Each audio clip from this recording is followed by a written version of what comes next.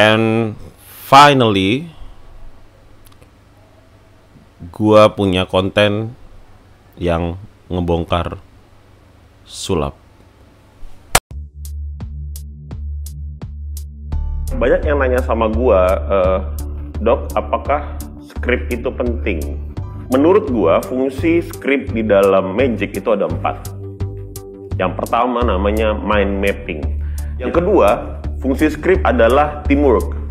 Nah, lalu yang ketiga, fungsi skrip adalah dokumentasi. Yang keempat, guna skrip adalah sebagai penyampaian premis.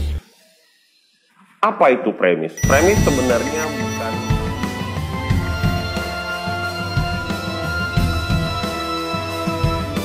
This is Dr. Frenos speaking. May the egg be with you. Selamat datang Mutan, selamat datang di rumah kalian. Kembali lagi bersama gua Dr. Frenos. Hari ini gua nggak ngomongin hal yang lain. Gua ngomongin tentang seni yang gua cintai, yaitu sulap. Kalau lo perhatikan channel YouTube gua itu nggak banyak ngebahas tentang sulap sebenarnya. Gua perform sulap ada, tapi gua ngebahas tentang sulap itu nggak ada, kecuali beberapa diskusi dengan teman-teman magicians beberapa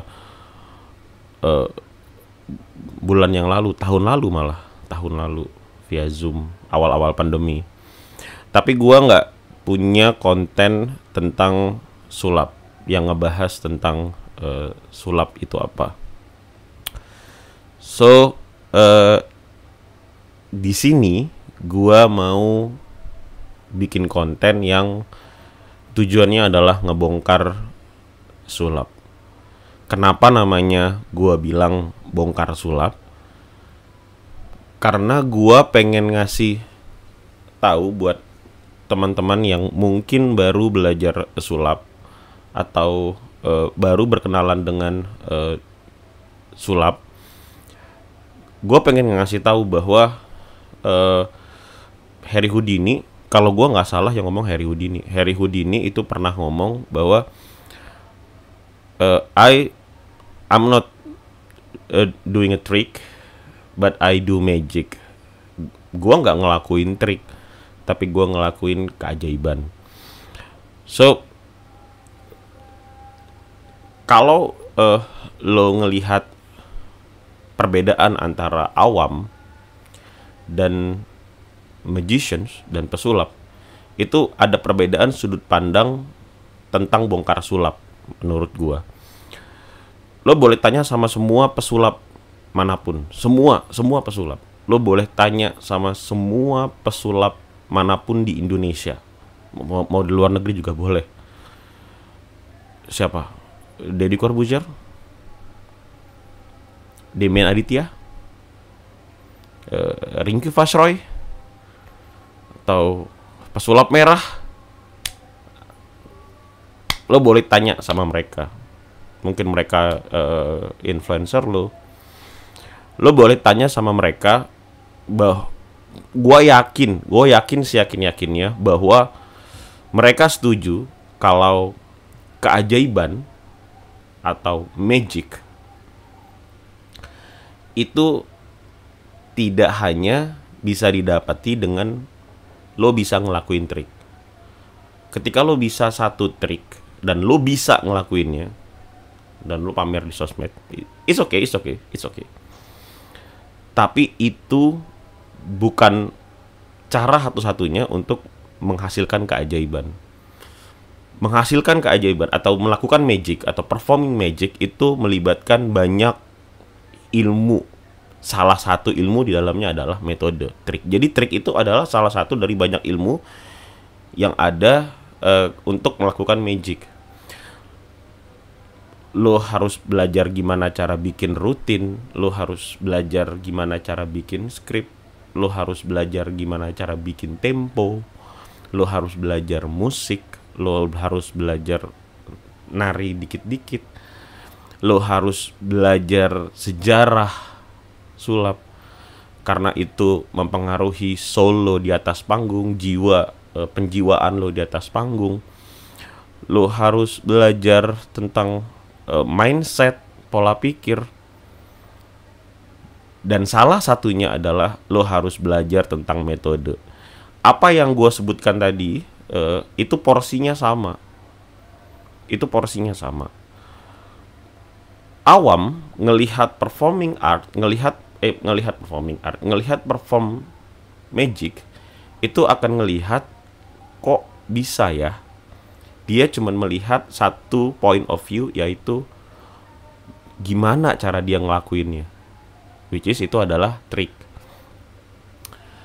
Kalau lo ngelihat point of view magician atau pesulap profesional, yang ketika dia melihat performing art, maka dia melihat udah nggak cuman triknya doang atau metodenya doang, tapi dia ngelihat whole package-nya. Dia ngelihat, anjing ini skripnya bagus banget, anjing ini bikin rutinnya bagus banget, siapa ya konsultan di dalamnya, timnya siapa aja ya, ini ngatur lagunya bagus banget, ini karakternya bagus banget, positioningnya oke banget, cara ngomongnya oke banget. Itu semua itu adalah hal yang lebih menggiurkan buat professional magician termasuk gua, dan daripada kita ngebongkar triknya lebih banyak.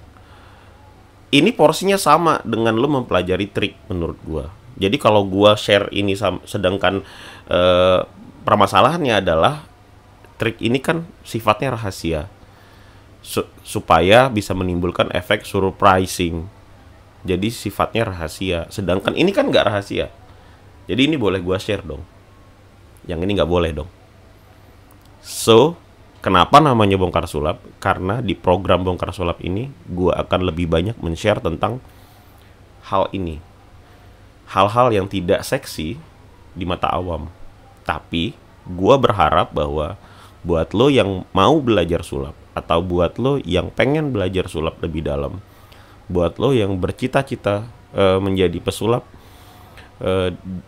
berkarir di dunia sulap, atau lo pengen jadi pesulap, lo pengen jadi Demian Aditya, lo pengen jadi The Secretiana, lo pengen jadi Deddy Corbuzier, lo pengen jadi pesulap merah, lo pengen jadi siapapun, percaya sama gua, mereka mendalami hal ini yang literaturnya nggak banyak. Men, lo mau belajar trik, lo buka toko sulap, semuanya trik. Tapi lo belajar tentang how to perform magic, gak ada bukunya, men. Bukunya sedikit, ada, tapi bukunya sedikit sekali.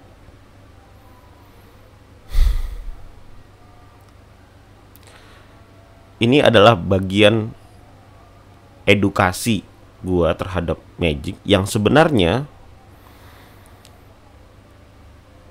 gua itu udah males ngomongin sulap, karena gua merasa sebagian besar pesulap yang mengaku dirinya pesulap itu udah nggak bisa ditolong di Indonesia. Sebagian kecil masih mau ngulik, masih mau belajar, masih mau grow up, tapi sebagian besar udah sulit lah, udah sulit untuk, udah menolak untuk berkembang. Tapi ini adalah bagian edukasi, mudah-mudahan generasi ke depan itu mau ngedengerin gua, mau ngedengerin teman-teman yang mau membagi ilmu yang dia dapat di luar sana. Kalau gua, buat yang belum tahu, gua udah ngeluarkan 2 buah buku, The Gokil Mentalist dan Bugil. Ada di toko sulap manapun, lo boleh cari, lo boleh tanya. 2 buku gua ini itu laris, meledak. And gua bukan sombong, tapi gua berpenghasilan dari situ. Gua ngerasain, gua kenyang lah, nyayur gua dari situ. Dan belakangan ini gua baru bikin buku tentang gimana caranya menulis skrip dalam sulap. Nggak ada triknya sama sekali.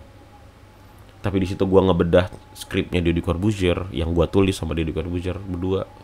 Gue ngebedah gimana cara bikin jokes.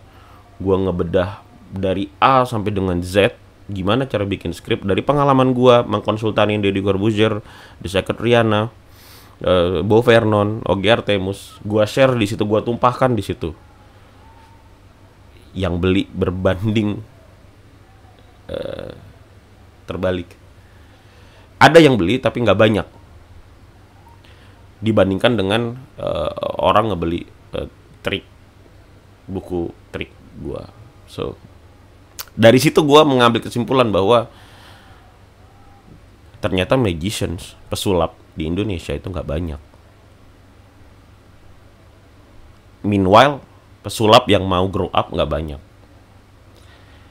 Karena apa yang gua tawarkan itu adalah satu-satunya literatur tentang skrip berbahasa Indonesia, video lagi bentuknya. Harusnya kalau seandainya ada yang jual bukan gua, itu gua borong duluan karena gua pengen tahu point of view dia. But it's okay. Gua bukan berarti gua pengen nyayur dari situ, enggak. Karena di awal video kalau lo beli karya gua itu, the script itu, gua akan mengatakan bahwa gua sudah tahu kalau ini tuh nggak bakal banyak yang beli karena ini nggak seksi. Padahal porsi mempelajari hal-hal seperti itu sama porsinya dengan lo mempelajari trik sulap. Itu yang membedakan antara pesulap dan orang awam dalam melihat sulap. Dan di situ gua ngambil kesimpulan bahwa pesulap di Indonesia itu nggak banyak, tapi orang yang suka, yang pengen tahu, yang penasaran sama sulap itu banyaknya minta ampun. Itulah alasannya kenapa konten membongkar sulap jauh lebih banyak dibandingin dengan konten gua ini. Karena pesulap di Indonesia itu sedikit. Kita masuk ke topik yang hari ini pengen gua bahas. Ada beberapa pesulap yang ngechat gua dan mengatakan kalau gua setuju dengan membongkar sulap. Bahkan gua pernah ngajarin di salah satu channel temen gua, channel Botak Reds kalau nggak salah, itu ngajarin sulap. Dan kemudian gua diserang oleh salah satu magician yang mengatakan bahwa gua pro bongkar sulap di YouTube. Gini ya, kalau orang nanya sama gua, Dok, apakah lu setuju dengan bongkar sulap? Menurut gua itu bukan pertanyaan, karena udah pasti. Kalau lu datang ke toko sulap, gue selalu mengatakan bahwa toko sulap itu adalah gerbang pertama orang menyentuh sulap. Gerbang pertama orang nyentuh magic itu ada di toko sulap. Gerbang, garda terdepan sulap di dunia itu adalah Magic Store. Dan tempat pemersatu. Jadi kalau gua dari Medan terus gua ke Jakarta, maka yang gua cari pertama adalah toko sulap. Supaya gua tahu siapa-siapa aja magician yang sering gua bisa ngumpul di mana sebelum ada komunitas. Atau gue di Jakarta, gue kembali ke Papua, yang pertama kali gue cari di sini ada toko sulap atau enggak. Itu yang gue lakukan ketika gue pertama kali ke Surabaya. Gue belum kenal pesulap Surabaya waktu itu, dan kemudian gue pertama kali yang gue cari adalah toko sulap. Itu adalah garda terdepan sulap di Indonesia menurut gue. Kalau lo datang ke toko sulap, ada hal romantis di sana menurut gue. Ketika lo bayar dan lo beli, let's say lo beli whispering dice misalkan, atau picking dice, lo beli itu udah bayar, lalu lo dibawa ke dalam, lo dimasukin ke ruangan kecil banget, ke ruangan sempit banget yang tertutup, nggak ada yang tahu, cuman lo dan penjualnya yang tahu. biasanya ada yang cuman pakai tirai doang, ada yang dimasukin ke dalam, ada ruangan rahasia. Kalau dulu gua kalau dulu gua di Medan itu ada kayak ruangan rahasia sendiri masuk ke dalam supaya gua bisa tahu, diajarin triknya pada saat itu sampai gua bisa gitu. Kenapa itu masih dilakukan dan itu tradisi turun menurun setahu gua. Kalau memang sulap itu boleh untuk diajarkan, yang kenapa mesti ditutupin? Kenapa mesti dirahasiain? No man, kita ada tradisi supaya menjaga kerahasiaannya, supaya yang belajar masih bisa mengejutkan, mensurprisekan penontonnya. Itu kan tujuannya dirahasiakan. Jadi apakah gue setuju dengan bongkar sulap di sosial media? Itu bukan pertanyaan, karena sulap itu memang sejatinya rahasia. Lo harus ada perjuangan dulu, mahar dulu, untuk lo bisa belajar sulap. Bang, gue gak ada duit buat belajar sulap, makanya gue nonton YouTube. Men, kita semua dulu belajar sulap gak ada duit. Even gue dulu pertama kali belajar sulap, beli Svengali itu nabung 3 bulan, gak ada duit. Tapi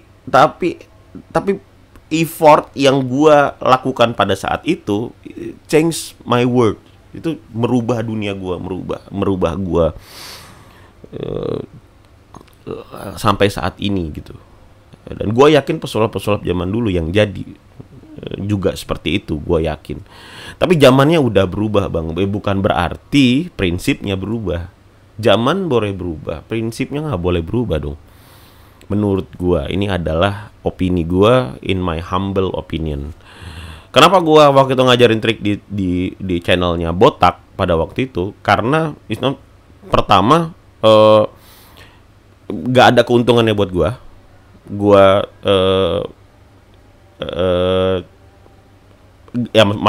Maksudnya gue tidak membongkar sulap untuk mendapatkan uang atau apapun itu. Dan yang gue ajarkan adalah puzzle sebenarnya, bukan magic. Jadi it's puzzle dan udah dibongkar di YouTube juga sebenarnya. Udah dibongkar-bongkar di akun-akun non sulap bahkan. Jadi yang gue jual adalah puzzle. Yang gue ajarkan adalah puzzle, it's not magic trick. Cuman gue mengajarkan justru pengemasannya bahwa puzzle juga bisa dilakukan di magic trick. Itu alasannya. Jadi gue nggak mengajarkan apa yang dipakai oleh pesulap untuk gue ajarkan ke lu secara gratis.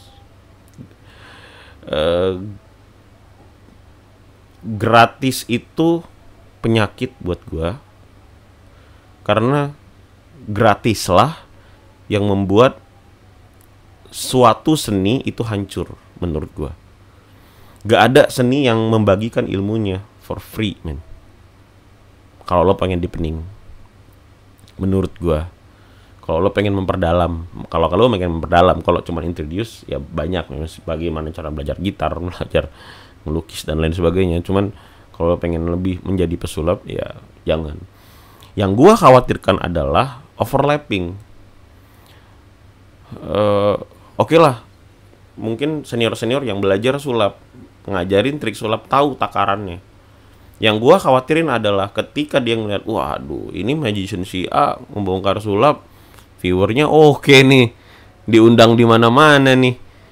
Oke, gua beli alat dari luar negeri, punya orang yang dia dedikasikan hidupnya untuk menciptakan trik itu, lalu tanpa karena ilmu si pesulap baru ini baru cetek atau baru standar, lalu dia ngelakuin konten yang sama, karena dia ngikutin elu sebagai influencernya atau ngikutin pesulap-pesulap sebagai influencernya, apapun alasannya, itu adalah impact yang terjadi, dan dia bongkar aja semua itu demi viewer, demi subscriber, demi uang, demi monetizing. Mungkin lu ngerasa lu punya defense diri bahwa kan yang gua ajarkan cuman supaya orang pengen belajar sulap. Tapi mereka yang ngelihat lu dan yang ngelihat lu, wah ini si abang ini sukses, itu nggak mikir ke sana teman-teman. Lu nggak mikir ke sana, ilmu mereka masih belum cukup untuk bisa menfilter itu. Akhirnya mereka beli barang dari mana-mana dan mereka bongkar di situ. Dan apakah itu cuman kekhawatiran gua? Enggak, ternyata it happened. Udah terjadi. Dan banyak di TikTok, di Instagram, di YouTube, banyak yang ngambil barang orang. Dia beli bajakannya karya orang, dia bongkar di YouTube. Banyak, bos. Demi apa? Demi pengen kayak lu. Lu bisa ngefilter, mereka nggak bisa ngefilter. Tapi dia merasa bahwa wah konten bongkar sulap banyak yang nonton, dan mereka ngikutin. Karena udah fitrahnya bongkar sulap pasti laku. Udah fitrah dari zaman Valentino, dari zaman magician bertopeng. So itu respon gua. Ada juga yang bertanya, kenapa lu nggak speak up, bang? Memang kalau lu perhatikan, gua nggak speak up tentang bongkar sulap di sosial media, di YouTube. Gua kalau ada orang yang mempermasalahkan, Boris tuh teman gue yang paling sering mempermasalahkan tentang show bongkar sulap, gue selalu komentar, halah udahlah capek. Gue paling nggak bisa speak up. Kenapa? Karena gue nggak punya solusi, teman-teman. Gue nggak punya solusi. Gue ingatin sama teman-teman magician bahwa kita nggak punya solusi. Seandainya ada anak yang tertarik dengan sulap, nonton Demian Aditya, nonton The Secret Liana, nonton Deddy Corbuzier, nonton elu show, dan dia mau belajar sulap, pertanyaan gua adalah, dia mau belajar kemana? Jawab di kolom komentar, kasih gua solusi. Kalau seandainya memang ada solusi, let's say kita perjuangkan. Dia mau belajar kemana? Ke toko sulap. Toko sulap tutup, bos. Pandemi, physically nggak ada, berubah ke online. Gimana cara ngajarinnya, gue tanya. Kemana? Sedangkan sulap lagi seksi-seksinya. Got Talent 2 kali sulap yang menang. Asia's Got Talent 2 kali pesulap yang menang. Setiap ada konten acara di TV, lu nonton OVJ Sahur Seger, itu ada satu segmen sendiri ngomongin tentang sulap, lucu. Sulap itu seksi. Setiap acara TV sulap paling peak. Impact-nya adalah akan menghasilkan orang-orang yang pengen belajar sulap. Pertanyaan gua, mereka mau belajar sulap kemana? Kita nggak ada sekolah sulap, teman-teman. Segitu banyaknya teman-teman, segitu banyaknya orang-orang berprestasi di dunia sulap, bahkan gua sendiri itu nggak mampu bikin sekolah sulap. Kita nggak ada sekolah sulap, teman-teman. Kita nggak ada tempat untuk nge-introduce sulap. Mau ke komunitas. Komunitas bukan tempat introducing. Komunitas tempat deepening dan maintenance. Gua presiden komunitas, salah satu komunitas paling besar di Indonesia. Se-Indonesia gua pegang 14 chapter, 16 chapter. Gue lupa berapa chapter sih. Gue sendiri lupa chapter gue. 17 apa ya? Gue lupa. Sekian banyak chapter. Cuman chapter Jakarta yang berani buka untuk orang awam. Karena kami mikirin gimana cara nge-introduce orang awam dari dia nggak tahu apa-apa sampai dia sulap. Dan di Indonesia nggak ada. Kita nggak ada toko sulap. Kita nggak ada sekolah sulap. Dulu orang bisa datang ke toko sulap. Sekarang kemana? Toko sulap tutup. Komunitas nggak bisa. Coba lu komen di bawah, berikan gua solusi gimana caranya orang-orang yang pengen belajar sulap itu mulai dari nol. Dulu ya, kita nggak punya solusi lagi, makanya gue diem. Nah akhirnya mereka nyari YouTube karena lu Lu nggak bisa masak, lu belajar masak pasti ke YouTube. Pasti kan? Gak mungkin enggak. Lu nggak tahu cara ngedit lagu, lu nggak tahu cara ngedit video, yang lu cari kemana? Gue tanya. YouTube udah pasti. Dan lu pengen jadi pesulap, dan lu nggak tahu mau belajar dari mana, lu kemana? Gue tanya. Seandainya lu hidup di era ini, lu kemana? Lu ke YouTube. Indonesia Jakarta ada beberapa orang awam yang pengen belajar sulap, dan mereka bertiga udah belajar dari YouTube. Mereka datang udah bawa kartu, tapi basic mereka hancur lebur. Mereka nggak tahu apa itu basic, mereka nggak tahu namanya, mereka nggak tahu apapun. Basic mereka kacau, disuruh coba lu main, ya dia main trik doang. Dan akhirnya kita ngerobohin lagi gelas, kita ngosongin lagi gelas yang udah setengah penuh supaya bisa diisi lagi yang baru. Gue nge-introduce ulang akhirnya. Nah, itu baru itu oke lah yang bisa gua pegang gitu, yang bisa kita pegang. Indonesia seberapa besar sih? Nggak banyak. Gimana kalau di luar sana? Gimana kalau ada di Bojonegoro, ada di Papua, ada di Kalimantan, ada di Sumatera? Apa yang terjadi? Mereka pasti nyari ke YouTube. Kita nggak punya solusi, teman-teman. Coba deh dipikirin baik-baik. Coba pesulap bersatu, bikin sekolah sulap.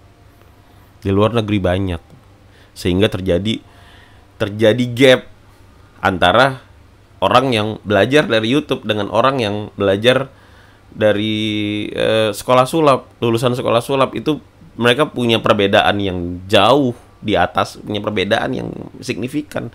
Di Korea juga, di musik udah terjadi. Anak tongkrongan yang belajar gitar dari YouTube dengan anak Farabi itu beda. Begitu anak tongkrongan ngelihat anak otodidak ngelihat anak Farabi, wah anjing anak Farabi nih. Punya standarisasi, punya level. Sedangkan sulap di Indonesia harusnya kalau pengen memberangus yang begitu, harusnya duduk bareng, bikin kurikulum, bikin sekolah dari awal. Harusnya. Tapi gue sendiri juga nggak sanggup. Ya gue lakuin apa yang gue bisa aja. Itu adalah polemik bongkar sulap. Kita akan ketemu di tema selanjutnya. Dr. Freno speaking. May the 8 be with you.